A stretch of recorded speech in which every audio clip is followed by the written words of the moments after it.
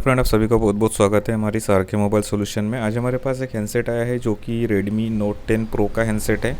ये phone completely on तो है, लेकिन इसमें क्या है, कभी कभी ना टच काम नहीं करता, कभी कभी करता है। और इसमें जो मेन प्रॉब्लम है, इसका जो रिंगर का प्रॉब्लम है। ठीक है, तो यहाँ पे आप देख सकते हो, इसका लॉक मुझे पता नहीं है। यहाँ पे मैं इमरजेंसी कॉल में जैसे ही प्रेस कर रहा हुआ तो वहाँ पे कोई भी साउंड नहीं आ रहा है, तो उससे हमें पता चलता है कि जो हमें यहाँ पे रिंगर का जो साउंड है इसमें बिल्कुल भी नहीं है। ठीक है, तो ज़्यादातर के इसमें जो रेडमी के पोको के जो हैंडसेट होते हैं, सीपीयू से ही इसका बॉल ड्राई होने की वजह से ही 99% सीपीयू से होते हैं। मान के चलो कि 90% सीपीयू से होते हैं, 10% अदर जगह से होता है। तो इसमें कोई दिक्कत नहीं है, इसमें जो प्रॉब्लम है सीपीयू से ही है। तो इसका हम सीपीयू रिवॉल्विंग करेंगे और वीडियो आप पूरा देखना, वीडियो को एंजॉय करना। अगर आपके पास कोई भी, आप एज ए कस्टमर अगर हो या दुकानदार हो, अगर आप मेरे पास हैंडसेट भेजना चाहते हो तो दिए गए स्क्रीन के ऊपर जो नंबर है उस पर आप मुझसे कांटेक्ट कर सकते हो, व्हाट्सअप मैसेज या कॉल कर सकते हो और अपना फ़ोन कुरियर कर सकते हो, चाहे कोई भी ब्रांड के हो, कोई भी कंपनी के हो। ठीक है, कोई भी मॉडल हो। आप अगर डेड हो गया है, कोई अदर प्रॉब्लम है, तो मेरे पास हैंडसेट कुरियर करा सकते हो। ठीक है, तो सबसे पहले हम यहाँ पे क्या करेंगे, पूरा जाली को हम नहीं निकालेंगे, जितना हमें ज़रूरत है उतने ही हम जाली को काटेंगे। क्योंकि अगर इसमें पूरा जाली काट दूंगा तो डस्ट वगैरह जाके फिर हैंडसेट बंद होने का कुछ ना कोई प्रॉब्लम आते हैं। तो हमें जितना ज़रूरत है हम उतना जाली को काट लिए हैं। ठीक है, वीडियो आप पूरा देखो, मैं हर एक चीज़ में कोई म्यूज़िक वगैरह नहीं लगाऊंगा। वीडियो मैंने भले ही थोड़ा सा स्पीड में रखा है, अगर स्पीड में नहीं रखूँगा तो काफ़ी वीडियो लंबा बन जाएगा। तो यहाँ पे देख सकते हो हम यूएफएस को अच्छे से कवर कर देंगे। साइड में जो पावर आईसी वगैरह जितने भी है सबको अच्छे से कवर कर देंगे कि हमें कोई दिक्कत वगैरह ना हो। ये कई बार ऐसा होता है कि हम सीपीयू के ऊपर काम करते हैं, यूएफएस के ऊपर हीट लग जाते हैं और हमारा हैंडसेट जो हमारा सीपीयू रिवॉल्विंग करने का जो जो हैंडसेट जो जिस कंडीशन में था उस कंडीशन में ना रह के पूरा हैंडसेट डेड हो जाते हैं। तो हम जब भी काम करेंगे, आप जब भी काम करो तो सेफ तरीके से काम करो। अगर आप एज ए कस्टमर हो तो आप ऐसे जगह पे आपका फ़ोन में अगर इस तरीके से कुछ भी इशू है तो जहाँ पे चीप लेवल के ऊपर, एडवांस लेवल के ऊपर अच्छे से काम होता है, वहीं पे अपना फ़ोन दिखाना। लोकल शॉप में अगर दिखाओगे तो फिर फ़ोन में क्योंकि उनके पास जो टूल्स हमें यहाँ पे सीपीयू रिवॉल्विंग के लिए जो टूल्स वगैरह चाहिए होता है वो सारी चीज़ें अवेलेबल नहीं होते हैं उनके पास। तो इस चीज़ का ध्यान में रखें अगर आप एज ए कस्टमर हो। और लोकल भाई जो अगर आप सीपीयू के काम करते हो तो टूल्स वगैरह सारी चीज़ें अवेलेबल रखो और अपना हैंड स्किल को अच्छे से करके फिर काम स्टार्ट करो। ठीक है, क्योंकि लोगों के काफ़ी सारे हैंडसेट होते हैं, महंगे महंगे हैंडसेट होते हैं।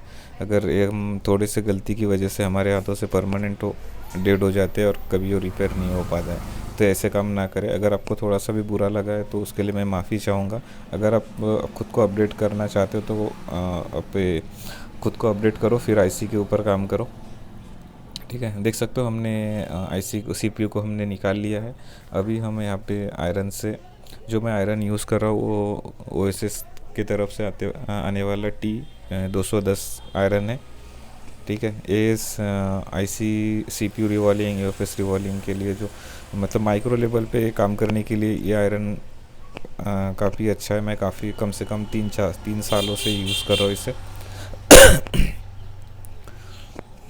तो धीरे धीरे आप जब भी आप रिवॉल्विंग करो सीपीयू वगैरह तो आप ध्यान में रखें कि आयरन का टेम्परेचर आपको जितना ज़रूरत है उस हिसाब से रखें।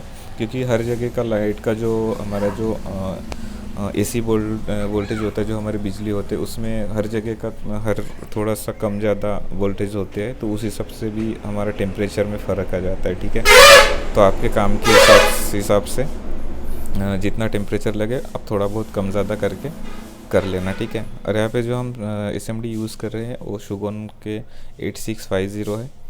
ठीक है, इसका जो जब हम ग्लू कटिंग किए थे तभी हम इसका जो टेम्परेचर रखे थे 300 रखे थे और जो एयर रखे थे 60। ठीक है, और आईसी निकालते टाइम अब 320 से लेके 350 तक के रखो और एयर 60 पे रख के आईसी को आप इजीली निकाल सकते हो। ठीक है, या फिर जो पीपीडी हम यूज़ कर रहे हैं ना, जो क्योंकि देखो हम जैसे सीपीयू निकाल दिया है, अभी इसको इसका जो मेल्टिंग पॉइंट है मेल्टिंग पॉइंट को थोड़ा सा हम इसको बढ़ा देंगे। ठीक है, इससे क्या होगा, जब हम सीपीयू को बिठाएंगे ना तो कोई दिक्कत नहीं आएगा।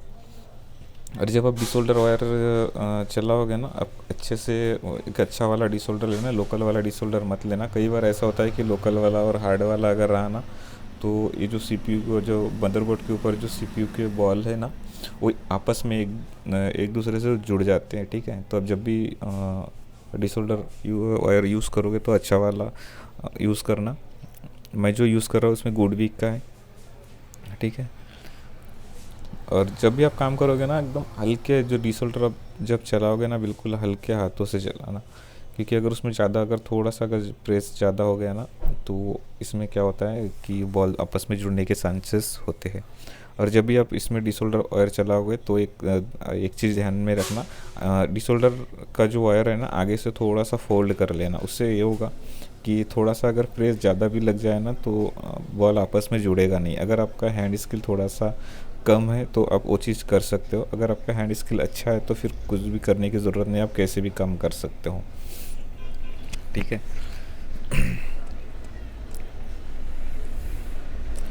और यहाँ पे जो पेस्ट हम यूज़ कर रहे हैं, यहाँ पे हम मैकेनिक का जो UV223 है, और एक मैं है बताता हूँ, एक मिनट। और एक है फ्लक्स पेस्ट AD559, ठीक है। ये 2 फ्लक्स पेस्ट मैं यूज़ करता हूँ। अभी देख सकते हो मदरबोर्ड का जो सीपीयू के जितने भी बॉल है हमने अच्छे से क्लीन करके साइड में रख दिए। अभी सीपीयू के जो बॉल है उसको हम निकालेंगे। आयरन का जो टेम्परेचर है 350 पे मैंने रखा है, ठीक है। और उसके ऊपर जो हमने 138 डिग्री का पीपीडी पेस्ट दिया है कि उसका जो मेल्टिंग पॉइंट है थोड़ा बढ़ जाए। और जब भी आप काम करोगे ना, इसमें सीपीयू के ऊपर हल्के हाथों से इसको ग्लू को काटना है। मुझे काफ़ी सारे भाई ऐसे होते हैं कि आयरन से और ब्लेड से काटते हैं, 11 नंबर ब्लेड से काटते हैं। तो मुझे आयरन से मुझे थोड़ा ज़्यादा सेफ लगता है, तो मैं उस आयरन से ही ब्लैक पेस्टेड जो इसमें सीपीयू के ऊपर जो पेस्ट लगा है मैंने वो आयरन से ही निकाल दिया है, ठीक है। क्योंकि मुझे कंफर्टेबल लगता है कि इसमें कोई दिक्कत नहीं होगा, तो मुझे जो कंफर्टेबल लगता है मैं उसी हिसाब से करता हूँ। आपको जो सही लगे आप उस हिसाब से करना, बस काम अच्छे से होना चाहिए। ये चीज़ ध्यान रखना है कि इसमें जब भी आप करोगे कोई स्क्रैचेस वगैरह आपस में कोई बॉल वगैरह ना जुड़ जाए। सीपीयू मदरबोर्ड के जो बॉल है उसमें अगर डिसोल्डर वायर घुमाओगे तो उसमें थोड़ा सा चांसेस कम होता है कि इसमें जब आप डिसोल्डर वायर चलाओगे तो आपस में बॉल जुड़ने का। अगर आईसी सीपीयू के जो आईसी है उसके ऊपर अगर डिसोल्डर वायर थोड़ा सा भी ज़्यादा प्रेस हो जाए ना, तो आपस में बॉल जुड़ जाते हैं। तो ये चीज़ आप ध्यान में रखना। आप वीडियो स्पीड है इसीलिए आपको लग रहा होगा कि बहुत फास्ट में काम हो रहा है, ऐसा कुछ भी नहीं है। आप जब काम करोगे धीरे धीरे करना बिल्कुल भी। वीडियो अगर पसंद आया ना तो प्लीज़ वीडियो को एक लाइक ज़रूर कर देना। अगर हमारे चैनल पे आप नए हो तो प्लीज़ चैनल को सब्सक्राइब करके रखना, बेल आइकन को भी ऑल पे सेट करके रखना, क्योंकि इस तरीके से वीडियो में ना काफ़ी कम बनाना बहुत कम कर दिया हो, क्योंकि वीडियो में ज़्यादा व्यूज़ नहीं आ रहे हैं, कुछ मतलब नहीं हो रहा बनाने का, इसीलिए मैं बहुत कम कर दिया। 100 200 250 व्यूज़ आते और व्यूज़ नहीं आते, फिर बनाने का कोई मतलब नहीं। एक वीडियो बनाने के लिए 3 घंटे 2 घंटे 4 घंटे लग जाते हैं एक वीडियो बनाने के लिए। आपके लिए मेहनत करके वीडियो बनाता हूँ और आप लोग वीडियो को लाइक नहीं करते, चैनल को सब्सक्राइब नहीं करते, फिर मतलब ही नहीं है बनाने का। और मुझे ये समझ में नहीं आता है कि वीडियो आपके सर इतने अच्छे से क्लियरिटी के साथ अच्छे से बनाने के बाद आप वीडियो को लाइक क्यों नहीं करते, यही बात मेरे को समझ में नहीं आता, ठीक है। तो देख सकते हो सीपीयू रिवॉल्विंग हमारा कम्प्लीटली हो चुका है। हम अभी इसमें सीपीयू को इंस्टॉल कर रहे हैं। देख सकते हो लगभग हमारा सीपीयू इंस्टॉल हो चुका है। और जो टेम्परेचर वगैरह मैंने जो रखा है, मैंने देख सकते हो लेफ़्ट साइड कॉर्नर पे ऊपर में मैंने उसको शो भी कर दिया है। तो यहाँ पे देख सकते हो फाइनली हमारा सीपीयू रिवॉल्विंग का जो प्रोसेस है वो कम्प्लीटली हो चुका है। और इसके ऊपर देखो सीपीयू के ऊपर जो हमारा जाली लगा हुआ था उसको भी हम लगा देंगे, कि देखने के लिए ऐसा लगे कि जो हमारा मदरबोर्ड है वो बिल्कुल फ्रेश कंडीशन में है। इसमें कैमरा वगैरह कस्टमर जो एक दुकानदार भाई का ये हैंडसेट है, उन्होंने मुझे हमारे लोकल का ही, तो उन्होंने ये दिया नहीं है मुझे कैमरा वगैरह। सिर्फ इसका हम रिंगर चेक करेंगे। अगर रिंगर का साउंड आ गया तो इसका जितने भी प्रॉब्लम अगर होगा टच में, कैमरा में जितने भी प्रॉब्लम होगा वो सारे के सारे 100% सॉल्व हो जाएगा। तो मोबाइल को मैं पूरा पैक कर लूँगा जो इस हमारे पास देखे गए हैं, क्योंकि रिंगर का है वो कभी वो अच्छे से उसका कनेक्ट नहीं होने की वजह से जो उसका टीपी पॉइंट होता है ना टच, टेस्ट पॉइंट उसको कनेक्ट ना होने की वजह से भी कई प्रॉब्लम होते हैं। तो अच्छे से मतलब बच तो जाएगा, लेकिन कई बार ऐसा लगता है कि उसमें फटा हुआ आवाज़ आता है। तो हम इसका जो कवर है इसको लगा देते हैं और मैं आपको फ़ोन को ऑन करके फिर मैं आपको बताता हूँ कि जो हमारा प्रॉब्लम है वो सॉल्व हुआ है कि नहीं। ठीक है, फिर से और एक बार कह देता हूँ, अगर ये वीडियो देखने के बाद अगर आपको अच्छा लगा, आपके पास भी कोई भी हैंडसेट हो, चाहे नोट 10 प्रो हो, नोट 10 हो, नोट 11 हो, कोई भी हैंडसेट हो, अगर डेड कंडीशन में डेड हो चुका है, कोई प्रॉब्लम है, तो आप दिए गए स्क्रीन के ऊपर जो नंबर है उस पर आप कांटेक्ट कर सकते हो और अपना फ़ोन कुरियर कर सकते हो। ठीक है, देख सकते हो फ़ोन हमारा ऑन हो चुका है।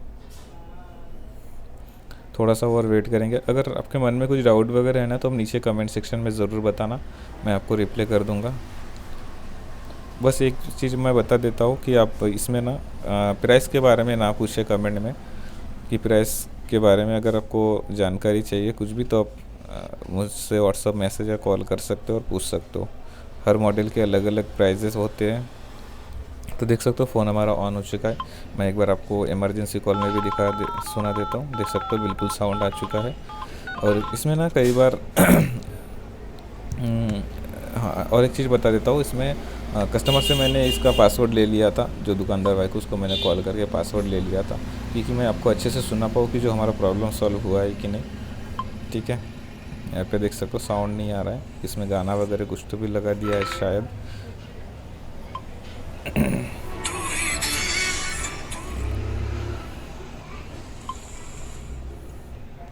इसमें सुना देता हूँ, आपको अच्छे से समझ में आ जाएगा। देख सकते हो प्रॉपर जो हमारा काम है वो सक्सेसफुली हो चुका है। तो चलो फ्रेंड, फिर मिलते हैं नेक्स्ट और एक वीडियो में। तब तक के लिए bye bye. Thank you so much, thanks for watching.